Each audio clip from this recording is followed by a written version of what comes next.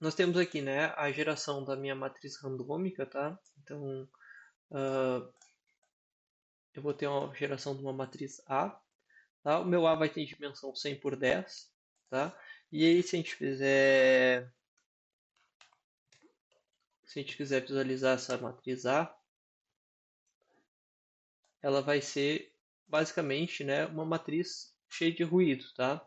Com valores aqui, ó, variando entre 1 e 0, tá? E aí eu vou criar o meu vetor x. O meu vetor x ele vai ser um vetor esparso, ou seja, a maior parte deles é zero. Não preciso plotar ele porque ele está escrito aqui, né? A gente está criando. E aí eu vou resolver eu vou adicionar aqui quem que é os meus valores de b, tá?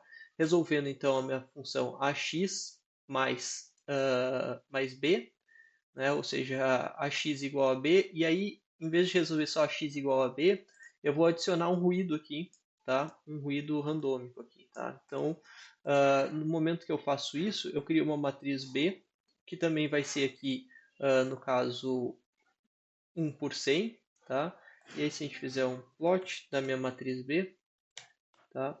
A gente vai obter, né, o ruído que a gente adicionou a ela. Tá? Então, a gente vai obter esse ruído que a gente adicionou. Né? Então, vocês podem ver que ela está oscilando bem em função desse ruído, tá? Que a gente adicionou a essa minha função. Aí, inicialmente, eu vou resolver ela aqui utilizando a função L2. E aí, no momento que eu resolvo a função L2, o argumento mínimo dessa minha função, tá? Vocês vão observar aqui que todos os valores dele são não nulos. Tá? A gente tem valores aqui entre 0 e 1, e todos eles não nulos. Tá? E aí, no momento aqui, agora eu vou calcular a minha função laço, tá? Utilizando o laço, e aí o meu xl1, tá?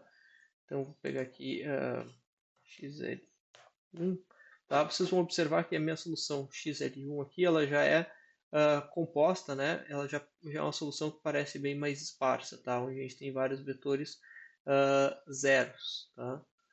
E aí, claro, o xl1, tá?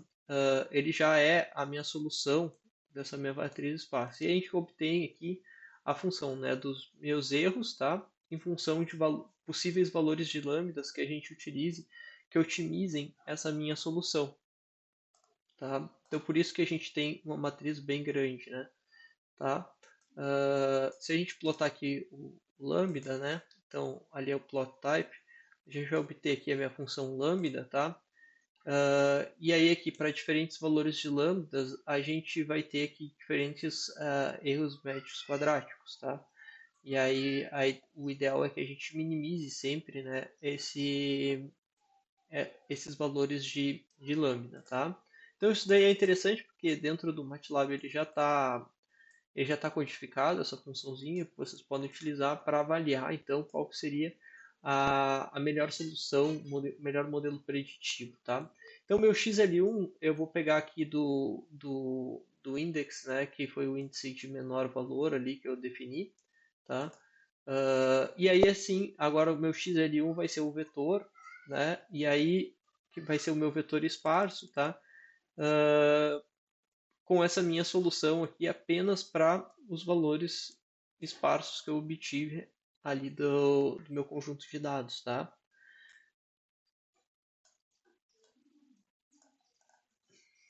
E aí, agora quando eu aplico, né, eu vou obter aqui as minhas baias, tá, do meu problema, tá? E aí eu consigo fazer, então, uma figura. Deixa eu comentar porque eu não quero salvar essa figura, tá? Aqui é simplesmente para a gente salvar aquelas figuras que a gente fez e arrumar aqui as legendas e tudo mais, tá? Como eu não quero salvar, eu não vou rodar essa parte, mas é só para mostrar para vocês então, né, uh, as soluções do meu L1, tá? Elas vão ser basicamente o resultado dele como já um vetor esparso, muito diferente da minha predição utilizando o meu XL2, tá? Então se a gente plotar aqui, né, vamos plotar uh, XL1, L1,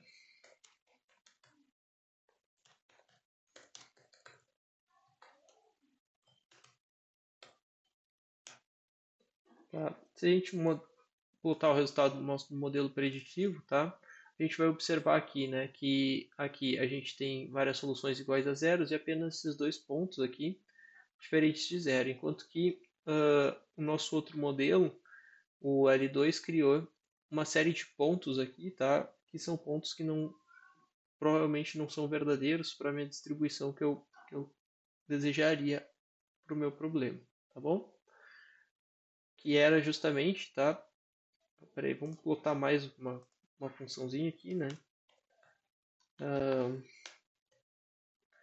vamos plotar aqui o meu x, né? Porque o que a gente está tentando fazer é prever o meu x, né? Tá? Então, o que a gente está prevendo aqui é o nosso x. Então, vamos plotar o nosso x, tá? Para ver qual que tem a melhor representatividade, né? E agora ficou complicado porque ficou muitas cores, né? Tá? Mas o meu x ele era o vetor amarelo aqui, tá? Que ele é basicamente 0 e 1, tá? E aí aqui, ó, a minha função L1, tá? Ela representou aqui o meu x para todos os outros valores zero, tá? E aí para esses valores aqui, que são os valores extremos, tá? Ela representou esses valores aqui, tá? E aí a minha função lambda, tá? Ela vai justamente jogar esses meus valores um pouquinho mais para cima, um pouquinho mais para baixo, tá bom? Uh, então esse exemplo era isso, tá? Tá? Esse é o modelo do valor de laço, tá? E aí aqui, né, o ponto verde aqui, então foi o que a gente utilizou para minimizar o erro quadrático médio por cross validation do ponto azul, tá? Uh, tá? E aqui as informações, tá? Uh, tem ali também o código em Python para vocês fazerem, tá? E aí eu vou deixar como tarefa para vocês fazerem, a gente discute no começo da próxima aula, né? Vocês podem rodar esse modelo em Python e aí a gente discute um pouquinho dos resultados que vocês obtiveram ali em Python, por isso que eu fiz em MATLAB, tá? E aí a gente pode discutir um pouco dos resultados que vocês obtiveram em Python, tá? Então tragam ele para a próxima aula e aí a gente pode discutir e tirar dúvidas sobre esse problema, tá? Uh, o vídeo do Burton, tá? Ele é muito legal e ele traz uma série de informações que a gente não trabalhou, que não estão escritas no livro, tá? E aí, como são informações extras que não estão no livro, eu vou deixar o vídeo dele também como tarefa para vocês assistirem, porque o vídeo dele, tá? Ele expande essa análise que a gente está fazendo para uma análise tridimensional interpretável, para resolver sistemas dinâmicos já utilizando essa função laço, tá?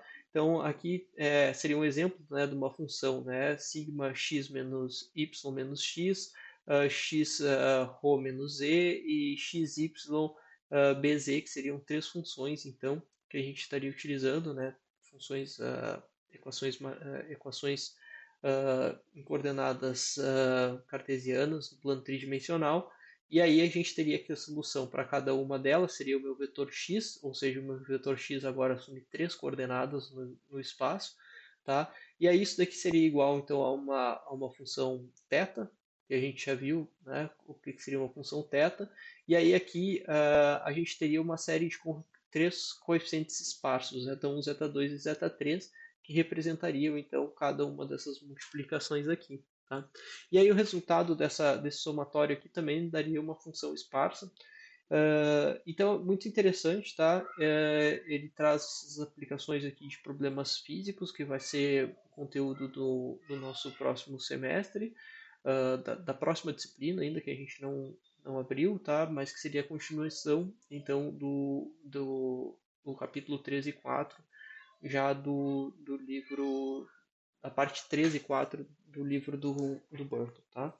Então, muito interessante, eu vou deixar como tarefa para vocês assistirem e aí a gente também vai começar a aula fazendo uma discussão, então, em torno desses problemas, certo? Tá? Então, desse capítulo era isso, tá? E aí a gente se encontra na próxima aula. E aí não percam a próxima aula, porque ela é uma aula muito legal, tá? É uma aula muito boa. Uh, e a gente vai utilizar também essas funções para fazer modelos preditivos, aplicando eles a imagens, e a gente vai ter resultados incríveis. Então, não percam a próxima aula, porque tem muito conteúdo bom aí pela frente.